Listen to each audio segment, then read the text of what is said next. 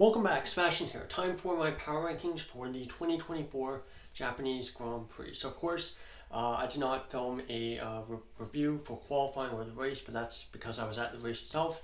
It was really fun, really great atmosphere, but decided, better do the power rankings. So now that I'm back at home. So starting in with number 20, out-qualified and out-raced by his teammate in a pretty rough weekend overall, was none other than Lance Stroll. Got out-qualified by Fernando Alonso by about 0.8 of a second. Pretty rough margin there, of course. Obviously got knocked out in Q1 as well. The race itself I didn't think was too bad, but reality is qualifying was absolutely horrific, and it basically made his race at a track like Suzuka, where overtaking is very difficult, made his race very, very difficult. It had some good overtakes, especially in front of the grandstand where I was sitting, but nonetheless, I think still a pretty rough weekend. And the qualifying basically sunk him from the very beginning. Number 19, I'm going to go with Daniel Ricciardo. Now this might seem harsh, but reality is out-qualified and out-raced by his teammate. Only really did 3 corners of the Grand Prix. Qualifying I didn't think was so bad, much closer than I believe Saudi Arabia, or was Australia, the one where he got his lap deleted. Qualified in P11. The race, of course, over in 3 corners, contact with Alex Albon. Not on the incident itself. I really see it as more of a 60-40 move. 60% blame for Ricciardo, 40% blame for Albon. So because of that, I feel comfortable putting Ricciardo down towards the bottom. Yeah, not the race he would have wanted, especially as he's had a pretty rough start to the season, and there's already questions about his seat, despite the fact that we're not even a quarter of the way into the 2024 season. Now, moving on to number 18, I'm going to go with Logan Sargent.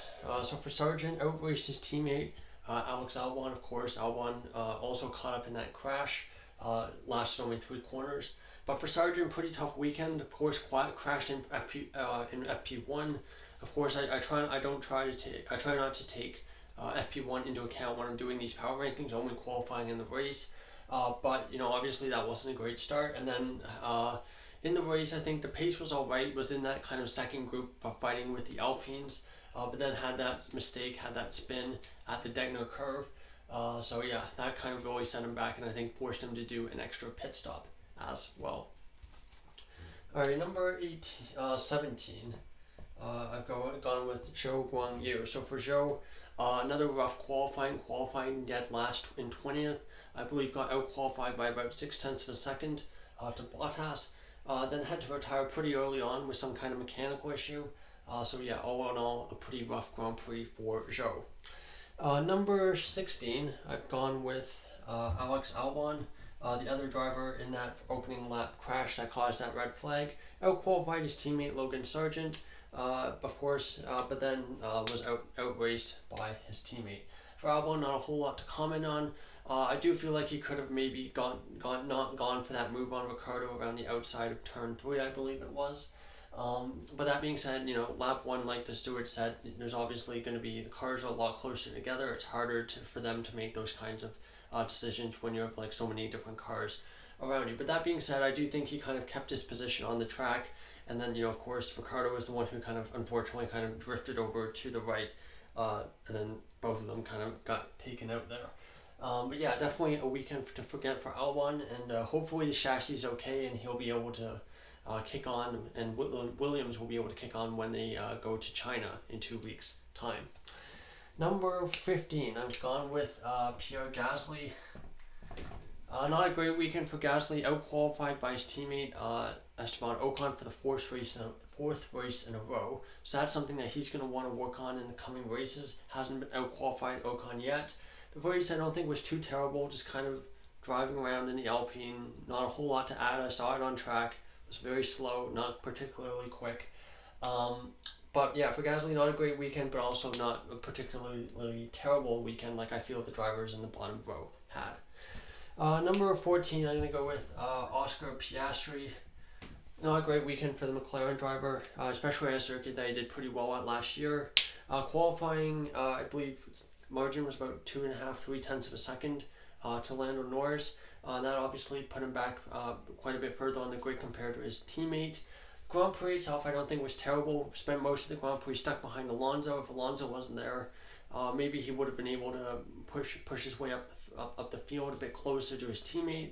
And then, of course, got overtaken by Russell at the end after previously kind of cutting the chicane with there was that contact or risk of contact at the chicane towards the end of the race. So all in all, not a great race, but I do feel like the tire wear on the McLaren was definitely not as good as some of the other cars around it pace-wise, so I can understand why both drivers dropped a bit relative to kind of what we were expecting of them in the race. Alright, number 13, gone with Esteban Ocon.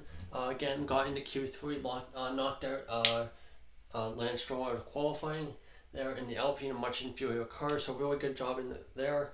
The race, hard to really comment on. Of course, the car's so much worse than everything else, but kept it on track, kept it clean, beat his teammate, did everything he needed to do. But I think realistically, it's hard to put it much higher up than that. Number 12, I'm going to go with Kevin Magnussen. While he didn't finish in the points in his Haas, I thought he had a pretty good Grand Prix. Was in a good fight with Bottas for large portions of that.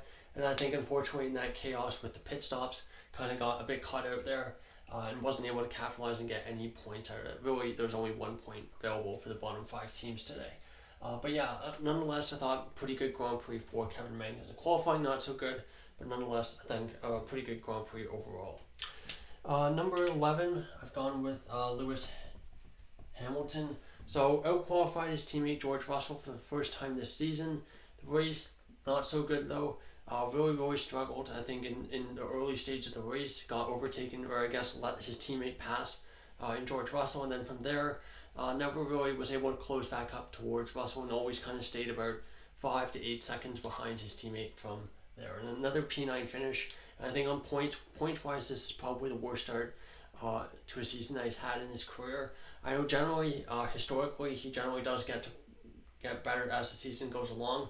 So we'll see if that's the case this year. It also may be that, he knows he's going to Ferrari at the end of the year. He may be a little bit demotivated, but which is understandable. But at the same time, not a great weekend for Hamilton. Number 10, I've gone with Valtteri Bottas of Sauber. Again, no points, but I thought a really solid weekend. Did a really good job in qualifying, beating Zhou by the margin he did. And then in the race, maybe at points looked like he might be able to get a point. And of course, actually had a clean pit stop this time. It wasn't a 50-second pit stop. So he showed that the pretty good pace in his Sauber, which I think is a little bit worse of a car than the Haas, for example. Yeah, pretty good race, clean race. Unfortunately, no points yet for Bottas this year. Number 9, I've gone with George Russell, out-qualified didn't out-qualify his teammate, but out-raced his teammate. So for Russell, qualifying a bit of a struggle. This is actually one of his weaker tracks in qualifying, I believe, having been out-qualified here. Let's see, I think 2 out of, let's see, I think all 3 times he's been out-qualified by Hamilton at this track during their time as teammates together. The Grand Prix was a bit better though for Russell. Showed some good pace towards the end, of course, with that battle with Piastri. And maybe if the race was a bit longer, he might have been able to put a move on Alonso as well. But still for Russell, an okay result for the Japanese Grand Prix. Number 8, I've gone with Nico Hülkenberg. Very close to getting points again this season, but to no avail. Out-qualified and out-raced his teammate Kevin Magnussen. Thought he did a pretty good job. But yeah, very close to points, like I said. I guess if the strategy had been a little bit better, a little bit different, if he had maybe gone for what was effectively a one-stop strategy instead, maybe he would have been able to get points there. But nonetheless, a pretty good Grand Prix for Hülkenberg. Number 7, I've gone with Fernando Alonso. Out-qualified and out-raced his teammate Lance Stroll. Overall, I thought a pretty good race for Alonso. The pace, I think, in the race wasn't amazing, but did his best to make his Aston Martin as wide as possible and keep, I think, a faster Piastri behind. And then in qualifying, I think, really good job, really solid qualifying result. I believe P5 it was. So yeah, really great result for him there. And I think just doing the best job he could with the car that he has. Number 6, I'm going to go with Charles Leclerc. For Leclerc, I think pretty strong Grand Prix qualifying. I think he'll obviously be ruining, but the reality is the gap from P4 where Sainz was to where he was, which I believe was P8, it was only a tenth of a second. So realistically, sometimes these days the gaps between certain teams in the field can be so small that even though on most weekends a tenth of a second might be one position or two, here it was quite a few positions. So that kind of was unfortunate for him. Of course, you always want to qualify your teammates, so not a great result there on that account. But that being said, in the race, really, really strong pace on those hard tires. Did a really good job of making the one-stop strategy work, and was able to make up for a poor qualifying, kind of made his own luck and converted it into a P4 in the race. So a really good recovery drive for Leclerc in the race.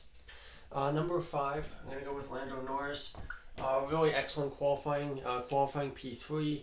The race, I think the McLarens as a whole didn't have the pace in the race that the Ferraris did, so I think it was really going to be a tall ask to ask him to stay ahead of both Ferraris there. So realistically on that account, P5 was really the best he could have done.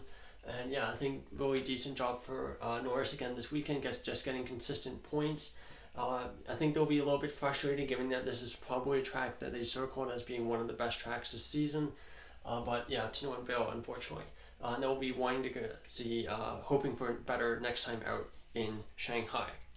Number 4, I've gone with Yuki Tsunoda, one of the stars of the weekend. Great result in qualifying in the top 10. Obviously made qualified 10th, so last in Q3, but still best result in kind of the Formula 1.5, as people like to say online. In the race, I think got not the race starts for both the first start and the restart. I don't think were the best. I think he dropped positions both times, but the pace there in the race was pretty good, and obviously it was helped quite a bit by the pit stop and helping him kind of get track position there. But when he had that clean air, very very quick, very good job, and helped keep Stroll at bay and help him keep Hülkenberg at bay as well. So really good result for him, getting the first points for a Japanese driver in Japan since Kamui Kobayashi's podium in 2012. Number 3, I've gone with Sergio Perez. This is a weekend, I think, so these 2 weekends, Australia and Japan, were weekends that I really had circled as ones that he really needed to prove himself, as they were both tracks that he didn't do particularly well at last year. Australia, obviously not so great, apparently damage there. This weekend was much better, one of his best weekends I think in the last year. So qualifying very very close to Verstappen, obviously not pole but a really strong P2, and then in the race I think was 12 seconds off at the checkered flag, comfortably ahead of Sainz in third, did everything he needed, did everything that Red Bull wanted him to be doing, so great result for Perez. Number 2, out qualifying and out racing his teammate, having an excellent start to the year, except for that time he got appendicitis, is Carlos Sainz. Another podium. Really strong pace in the race, a really good strategy as well to get himself in front of Norris. I think the pace in the race was probably comparable with Leclerc, I think, if you looked at the data. But that being said, qualifying was really strong, and really strong start to the season, and Sainz is doing an excellent job of kind of selling himself as a great option for 2025. Number 1, I've gone with Max Verstappen because I think when you get a hat trick, it's really hard to go against any other way. Got pole, maybe the margin was a bit smaller than he would have liked, but realistically, the margin between himself and the next non-Red Bull driver was pretty good. And then the race just kind of cruised off, drove off into the distance, had a very easy victory. Got fastest lap as well to boot, so maximum points available, really hard to go any other way than a first place there. So there you go, there's my power rankings for the Japanese Grand Prix. Overall, really good event overall.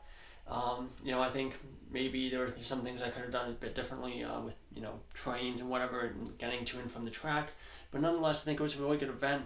I think if anyone else has a chance to get to the Grand Prix, I think it's a pretty good race to go to, depending on of course where you get seats.